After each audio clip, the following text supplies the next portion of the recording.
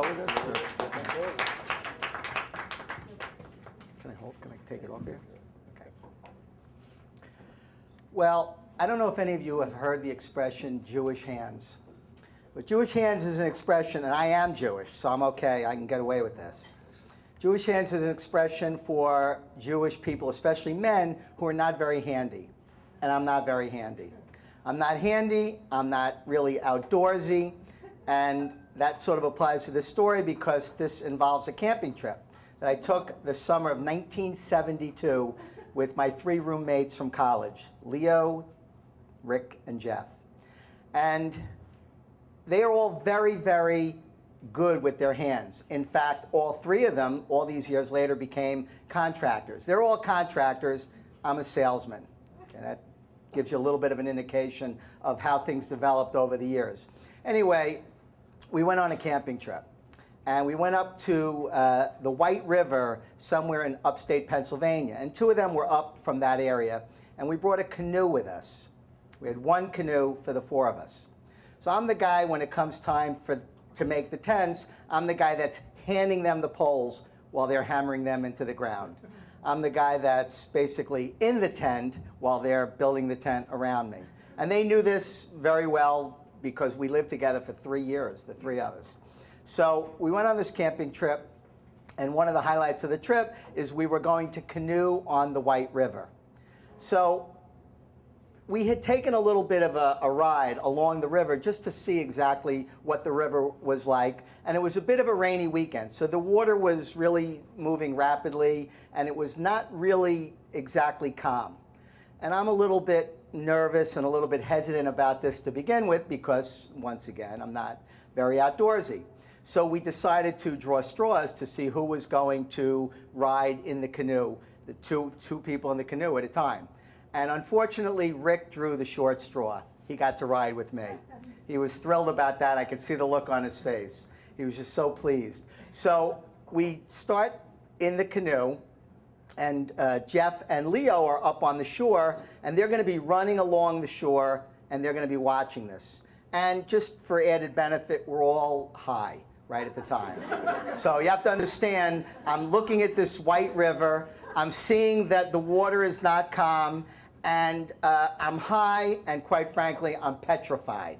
But I cannot tell these 3 outdoorsy, handy guys who are going to become contractors that, you know, I'm really nervous and very anxious about it because what we discovered at one point in the river was that there was a waterfall in the river. Not a waterfall that was like Niagara Falls, although it looked like Niagara Falls to me. It was more than a couple of feet. It was a fall. I mean, there was a drop, and I was really nervous about this. So we were going first, Rick and I. So there's Leo and Jeff, and they're running along the shore, and they're watching us. So we're canoeing, and I'm in the back of the canoe. And for those of you that have ever canoed, the person in the back is the one steering the canoe. That's very important to this story. I'm steering the canoe, and I'm petrified. It's not a good combination. Now, Rick is he's a big guy, and he's really strong. He grew up on a farm, and my father was a teacher. His father was a farmer. Once again, you see a bit of a pattern developing here. We're in the river, and I'm sort of paddling, and he's paddling hard, and I'm in the back, and I'm kind of steering. Every once in a while, when the boat would start to turn, it was my job to stick the paddle into the water and straighten the boat out. And while the water was not exactly calm, to a certain point, I was able to do that successfully. But I knew we were getting closer to the waterfall, and my anxiety was starting to rise. So it got to a point where we could see off a little bit in the distance that the waterfall was coming upon us. And I'm sitting in the back, and I see Rick in front of me, and he's paddling his canoe with his paddle as hard as he can. I drop my canoe oar in the boat, put my hands on the side of the canoe, and literally just started to pray. Now, the guys up on the land are literally crying. They're peeing themselves. They can't believe what they're seeing. They're seeing it, and Rick is in front of me, and he's not seeing it. He's paddling as hard as he can. This is a true story. He's paddling as hard as he can, and I'm literally sitting there holding onto the side of the boat. And he's like, he's in front of me, and he says, "Okay," he says, "straighten out the boat." And I'm just sitting there with my hands on the side of the boat. He says, "Okay, straighten out the boat." And I'm just sitting there. I can't even move. I'm literally paralyzed. These guys are crying up on the ground.